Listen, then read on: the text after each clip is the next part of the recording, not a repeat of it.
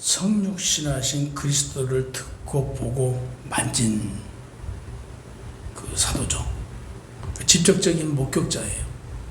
성육신하신 실체에 대해 오늘 본문에서도 증언을 하지만 성육신하신 그리스도를 부인하는 자들 단호하게 그들은 적그리스도라고 얘기를 해요. 그러면서 정죄를 했어요. 적그리스도라고. 참된 성도와 거짓 성도를 구분하는 첫 번째는 신학적으로 육체적으로 오신 예수님을 믿는 거예요. 예수 그리스도는 우리와 같은 육신을 입고 오셨잖아요. 이걸 믿는 거예요. 두 번째, 윤리적으로 불의를 행치 않고 빛 가운데 의를 행하는 자여야 돼요. 세 번째, 사회적으로 형제에 대해 사랑해야 돼요. 그 사랑을, 그 계명을 실천하는 자가 하나님의 자녀가 된 자다. 이렇게 해요. 그래서 오늘날도 이단들과 같이 영지주의자들이 집에 들어온 것을 경계하라. 물론 그들에게 선을 베푸는 것은 좋은 일이다. 그러나 그 선을 베품으로 인해서 이단적인 그 복음이 잘못 전달된 것은 옳지 않다 이거죠. 그렇기 때문에 경계하라. 들어오지 못하게 하라. 그러면서 심지어는 이단들과 접촉하지 말라라고 얘기해요. 하나님의 자녀가 된 성도들의 삶은 성도다운 의인다운 삶을 살으라고 하잖아요. 오늘 사도 바울은 그렇게 말해요. 하나님의 사랑을 입었으면 훗날 주님과 만날 거 아니냐. 그때를 생각해서 온전한 삶을 살아라. 거룩하고 깨끗한 삶을 살아라 라고 말합니다. 사도 요한은 죄와 불법을 자행하면서 죄로 여기지 않는 마귀의 자녀들과 달리 하나님의 자녀들은 불의를 행치 않고 모든 일에 하나님 보시기에 합당한 합법한 일을 행하는 자들이어야 한다라고 얘기해요. 3절에 보면 그리스도를 안다는 것은 계명을 지킴으로써 그리스도를 아는 것을 입증하는 것이래요. 계명을 지키는 게 예수 그리스도를 아는 거예요. 하나님을 아는 자는 하나님의 계명을 지키는 자가 하나님을 아는 자라는 거예요. 하나님의 자녀가 계명을 지켜야 하는데 계명을 지키지 않는 것은 거짓말이래요. 거짓말하는 자라고 오늘 말하잖아요. 거짓말하는 자에게는 진리이신 하나님이 안 계셔요.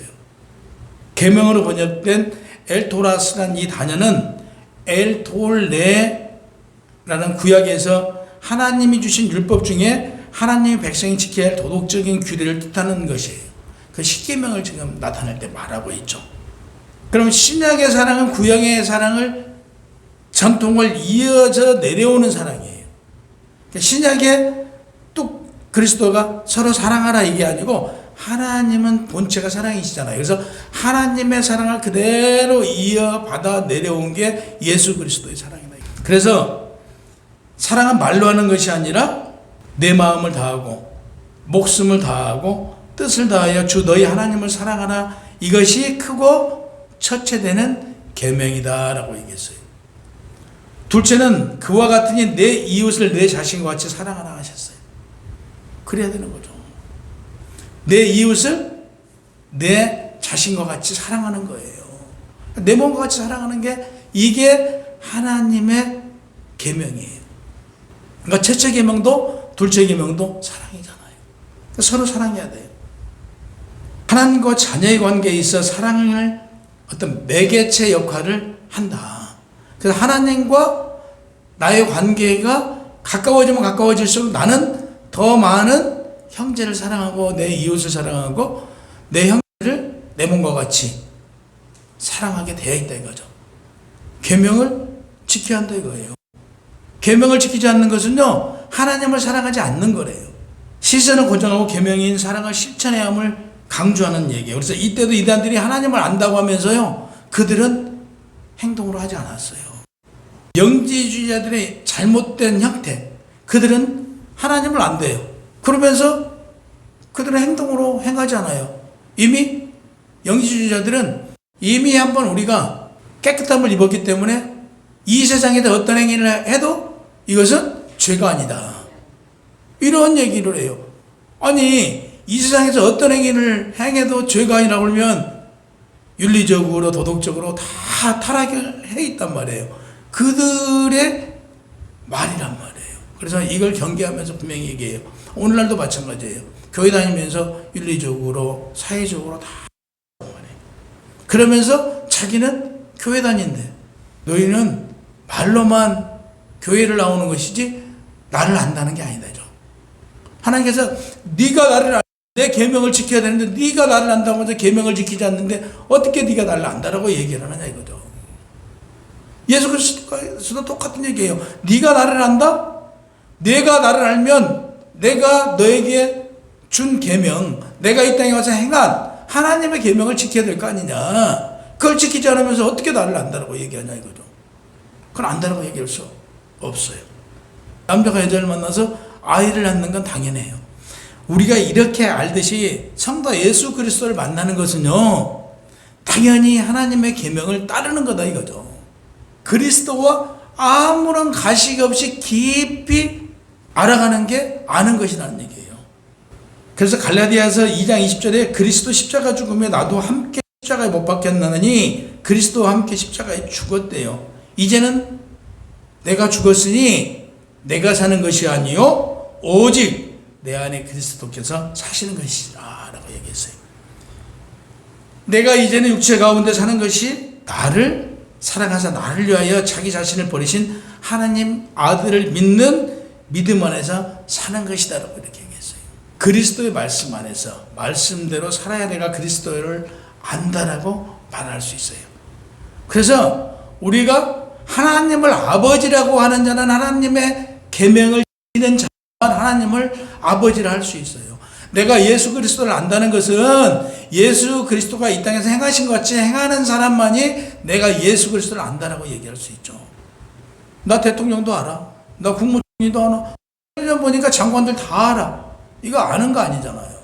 그냥 내가 저분이 대통령이야, 저분이 총리야, 저분이 장관이야 라는 것이지 그건 아는 것이 아니잖아요. 근데 우리는 그러잖아요. 나 교회 나오니까 하나님을 알아. 나 교회 나오니까 예수 그리스도가 누군지 알아.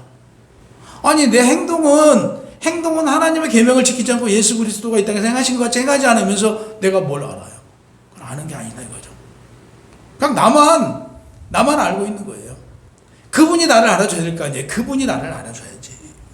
그리스도의 사랑으로 형제를 내 몸과 같이 사랑을 하고 있는데 사랑하지 않으면요 그리스도를 안다라고 말할 수 없다. 그러니까 내가 형제를 사랑하지 않으면요 예수님을 안다라고 말할 수 없다니까요. 그래서 안다는 것은 내가 실질적으로 체험하고 느끼고 보고 같이 살아봐야 돼요. 그래서 같이 살아보지 않고는 안다고 말할 수가 없어요. 내가 안다는 것은 연구해봐야 돼요. 그 부분에 대해서 연구해보고 정확하게 누구보다도 많은 지식을 깨닫고 이거구나라고 답이 나왔을 때 안다라고 말할 수 있는 거다 이거예요. 4절 하나님은 영이시니 여기에도 저기에도 계시지만 하나님 나라는 어디 계세요? 하나님 나라는 어디가 있어요? 하늘에도 있지만 우리 마음에 있잖아요. 예수 그리스도가 하나님 우편으로 올라가셨잖아요. 거기가 하나님 나라예요. 두 번째 하나님 나라는 어디 있냐면 우리 안에 있단 말이에요. 여기저기도 아니고 우리 마음에 있어요. 우리 심령이 천국인데 하나님 계명을 지키지 않는데 어떻게 해서 우리 심령이 천국이 되냐 이거예요. 천국이 될 수 없다. 계명을 지키지 않는 나의 심령 안에는 진리가 없다는 얘기예요. 하나님은 사랑이시고 성결하신 분인데 그 안에 거짓 영이 들어가 봐요. 사람들이 그러잖아요. 나는 죄를 짓지 않는다라고 말하잖아요. 나는 죄 짓지 않고 살아. 교회 다니는 사람들 여쭤보세요. 100% 나는 죄 안 지어 그래요. 나는 죄를 짓지 않는다고 말하는 자. 그들은요 구원받지도 못해요. 그들과 구원은요 저 멀리 있어요. 구원은 저 멀리 가 있어요. 진실로 그리스도를 알고 하나님을 교제하는 사람은 그 속에 하나님이 주신 계명을 품고 순종하며 지키는 것이 하나님의 사랑이기 때문에 지켜야 돼요. 그 계명을요. 그 계명을 지키는 자만이 구원이 있고 하나님 나라가 그 안에 있는 거예요. 그래서 하나님을 아는 성도는 순종함으로써 그 속에 하나님의 진리가 있음을 입증되는 거예요. 계명을 지키는 걸로. 그러므로 하나님의 자녀된 자는 하나님의 진리에 순종하는 자가 되어야 된다 이거죠. 5절, 말로 하나님을 아는 자는 하나님을 아는 자가 아니라 말씀을 지키는 자가 하나님을 아는 자라고 말해요. 너 하나님 알아 이것은요, 하나님 자녀 아니래요. 그 말씀을 지키는 자가 하나님 자녀다. 마태복음 7장 21절, 나더러 주여 주여 하는 자마다 다 천국에 들어갈 것이 아니요 다만 하늘에 계신 아버지 뜻대로 행하는 자라야 들어갈 수 있다라고 분명히 성경은 말하고 있어요. 그냥 들어가는 게 아니에요. 하나님의 계명을 지키는 자만이 하나님 나라에 들어갈 수 있다라고 분명히 말해요. 그래서 하나님의 사랑이 성도의 심령 속에서 온전해져야 된대요. 온전해진대. 그것은 무슨 얘기냐면 이 심령 속에 하나님의 계명을 지키는 자, 죄가 없는 자는 온전해진단 말이에요. 그래서 요한일서 5장 3절에 우리가 그의 계명을 지키는 것이라, 그의 계명은 무거운 것이 아니라 하나님을 사랑하는 것이라고 얘기해요. 하나님을 사랑하는 것은 내 형제와 이웃을 사랑하는 것이 하나님을 사랑하는 것이라고 분명히 말씀하고 계세요. 6절, 그리스도 안에 거하는 자라고 말하는 자, 그리스도 안에 거하는 자라고 말하는 자는요, 그리스도께서 행하신 대로, 이 땅에 와서 행하신 대로 행하는 자가 나는 그리스도 안에 있는 자라고 말할 수 있어요. 나는 예수를 믿는 자라고 말하는 자는요, 예수 그리스도가 이 땅에서 행하신 것 같이 행해야 돼요. 아까도 말씀드린 바와 같이 영지주의자들은 신비주의만 강조하면서 자신들이 하나님 안에 거하고 있다라고 얘기를 해요. 근데 바울은 뭐라고 얘기하냐면요, 너희는 천국에 갈 수 없는 자들이다 라고 얘기해요. 너희는. 그래서 너희는 이단들이야 라고 말했어요. 사도 요한은요, 하나님 안에 그리스도 안에 거하는 자는 그리스도가 하나님의 진리대로 행하신 것처럼 행하는 사람이래요. 우리는 그래서 어떤 행함을 해야 돼요? 예수 그리스도가 이 땅에 와서 행하심과 같이 우리가 행하는 자라야 하나님을 아는 자예요. 7절과 8절에 보면요, 하나님은 사랑의 본체이시기에 옛 계명도 사랑이고 그리스도의 새 계명의 핵심도 당연히 사랑이라고 말합니다. 내가 다시 너희에게 새 계명을 쓰노니 그랬어요. 이 새 계명은 새로운 계명이 아니라 구약의 하나님의 사랑을 시장에 와서 그대로 쓰고 있다. 오늘 그 베세베의 아들 요한은요, 그 별명이 우리아의 아들이에요. 우리아의 아들. 그런 사마리아인들이 예수님하고 그 제자들이 복음을 전하러 가면서 길을 가로막으니까요, 저들을 불로 명하여 싹 없애버리려고 그래요. 사도 요한은 사람이 없었어요, 당시에. 근데 예수님하고 같이 다니면서, 예수님과 동행하면서, 무엇이 진리인가를 깨달아요. 그래서 그는요, 사랑의 사도로 변해요. 그때부터. 예수님과 동행하면서 사랑의 사도로 변해요. 그래서 전승에 하면 그는 매번 서로 사랑하라만 했어요. 서로 사랑하라. 외치면서 자신이 설교 때마다 서로 사랑하라. 설교 때마다 그건 입버릇처럼 서로 사랑하라, 서로 사랑하라, 서로 사랑하라 했어요. 당시 에베소 교회가 유대인들과 이방인들이 예배를 드리면서 이방인들이 점차적으로 많아지면서 그 사랑이 좀 식어갔어요. 그러니까 그 사랑이 식어간 거에 대해서 굉장히 사도 요한은 안타까워했어요. 첫사랑이 식었기 때문에. 그래서 거기 가서도 너희는 서로 사랑해야 된다. 서로 사랑해라. 첫사랑의 회복에 대해서 굉장히 외쳤어요. 그래서 오늘날 우리 교회도 마찬가지예요. 오늘날 우리 교회들을 보세요. 사랑이 없어졌잖아요. 사랑이 없어요. 형제가 어렵다고 그러면요, 그건 강 건너 불구경하듯 내일이 아니에요. 우리 사랑은 뭐냐면요, 작은 게 모아져서 큰 것이 되는 거예요. 그래서 작은 것도 우리는 실천해야 돼요. 실천함으로써 그게 큰 것이 되는 거죠. 그래서 서로 어떤 허물이 있으면 덮어주고, 조금 모난 데가 있으면 이해하고, 나하고 다르니까, 성장 과정이 다르니까. 사도 요한은 말년에까지요, 복음을 전했어요. 심지어는 병이 들어서 본인이 걸어 다닐 수 없어요. 그러니까 이 들것에 실려서 이렇게 다니면서까지 복음을 전했는데 서로 사랑하라. 서로 사랑하라, 사랑하라, 사랑하라 이걸 전했어요. 죽는 날까지 그는 서로 사랑하라고 그랬어요. 8절에 보면 그리스도께서 세상에 오심으로 어둠이 사라지고 죄된 세상에 빛의 비침으로 형제 사랑의 실천은 빛 가운데서 증거된대요. 이게 무슨 얘기냐면요, 우리가 사랑이 바로 하나님의 빛이에요. 사랑이.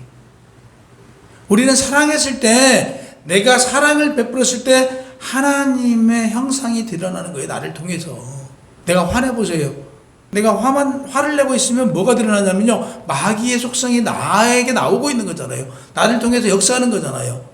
그러면 내가 아이고 꿀꺽 참아. 그리고 그래 그럴 수 있어. 다독다독 해봐요. 이게 누구예요? 이게 하나님의 사랑이잖아요. 그럼 나를 통해서 누가 보여요? 하나님의 사랑이 드러나는 거예요. 이게 하나님 나라는 얘기죠. 그래서 이렇게 행했을 때 어둠은 사라지고 빛이 오는 거예요. 이게 하나님의 방법이고 하나님 나라는 얘기예요. 그래서 형제 사랑의 실천은 빛 가운데 거하는 증거니라 이렇게 말하는 거예요. 레위기 19장 18절에 원수를 갚지 말며 동포를 원망하지 말며 내 이웃을 사랑하기를 내 자신과 같이 사랑하라고 명했어요. 이게 레위기 19장 18절 말씀이에요. 반면 예수님께서 마태복음 5장 44절 너희 원수를 사랑하라 했어요. 원수까지도 사랑하래요. 원수까지도. 이게 구약에 없었던 말이지만 신약에 와서 예수님은 내 원수까지 사랑하라. 이게 하나님 나라예요. 내 원수까지 사랑하는 게 하나님 나라예요. 우리는 원수까지도 사랑하려고 해야 돼요. 9절에 보면 형제를 미워하는 것은 그의 빛으로 나오지 못하고 여전히 어둠에 있는 자래요. 형제를 미워하는 게 뭐라고요? 빛으로 나오지 못했어요. 교회 나와도요, 형제를 미워하는 것은요, 몸만 와 있는 거예요. 그 영은 아직 빛으로 나오지 못한 자래요.